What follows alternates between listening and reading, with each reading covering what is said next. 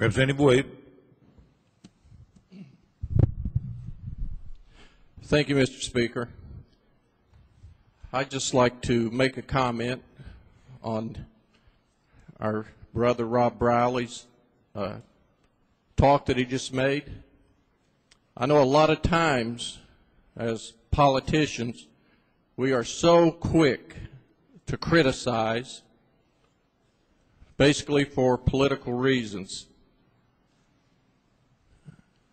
I would remind all of our members, before we criticize anyone in any situation,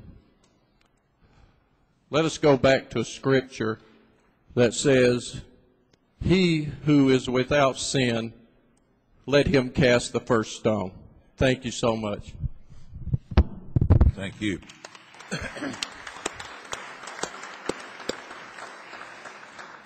Representative Shaw. Thank you, Mr. Speaker. I, too, would just like to make a quick comment to say that I thank God for Rob Briley. According to what I understand from Scripture, Rob Briley has put the burden on us. It is no longer on him. He was strong enough by faith to stand to ask his brothers and sisters to forgive him. That is the way of Jesus Christ. So it is now left up to us to bear that burden. And I personally want to say that I can forgive my brother. Thank you. Thank you. Representative Moore. Thank you, Mr. Speaker. I feel compelled to address my brother there. Brother Briley, I too forgive you. For what, I don't know. I don't see that you've done anything that any of us in this room have not done, but you've asked for my forgiveness, and I'm granting it.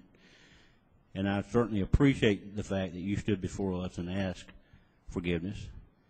And I think shine a little light to all of us that every one of us in this room have our own little demons that we deal with. Some of us are alcoholics. Some of us are thieves. Some of us are adulterers. The truth of the matter is we reflect society. We are made up from society. And all of us reflect what society reflects. I admire you for standing before us, and then once again, my commitment to you, I will work with you any way I can to help you through this problem or any other problem that any other member in this House may have. And I certainly ask and hope that you would do the same for me. Thank you. Representative Favors.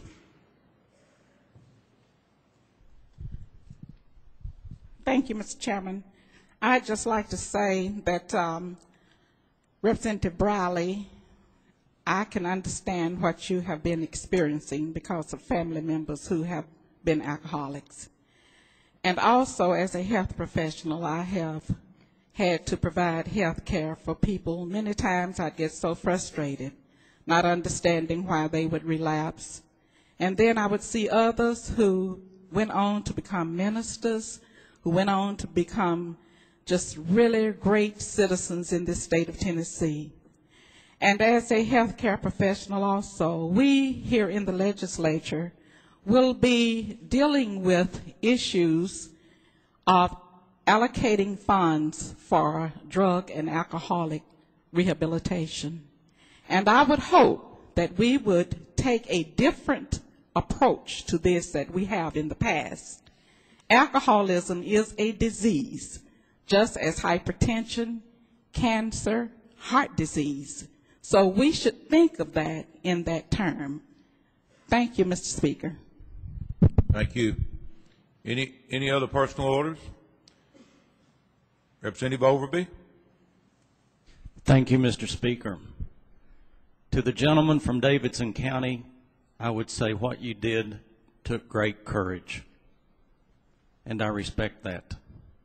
And as Johnny Shaw said, we're called upon to forgive 490 times. Thank you for being here. Thank you, Mr. Speaker. Chairman Curtis. Thank you, Mr. Speaker. I guess the one Bible verse I use more than any other witnessing to someone, and it's usually when they're in a valley, is Romans 8:28.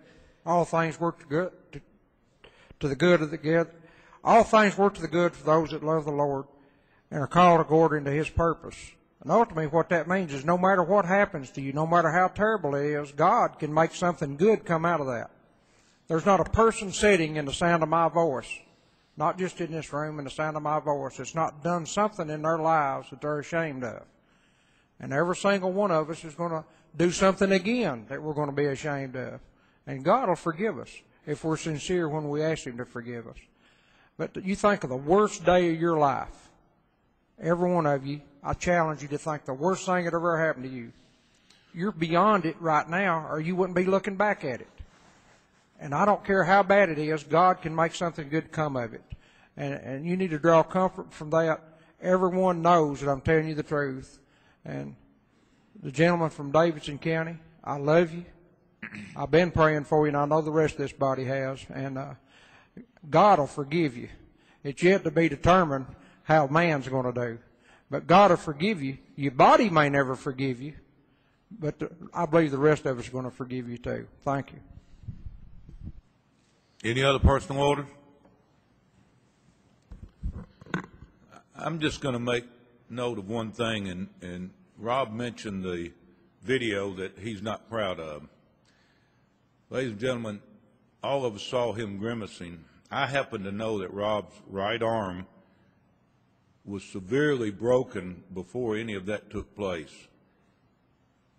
And if you saw that, from my eyes, I knew why he was grimacing. It was because of the intense pain that he was in, and then they cuffed him and put his arms behind him with that broken arm, and I can tell you, I know how it was hurting him. So everything you saw is not exactly the way it was on that video. We love you, Rob. Anyone else? Next order, Ms. Clerk.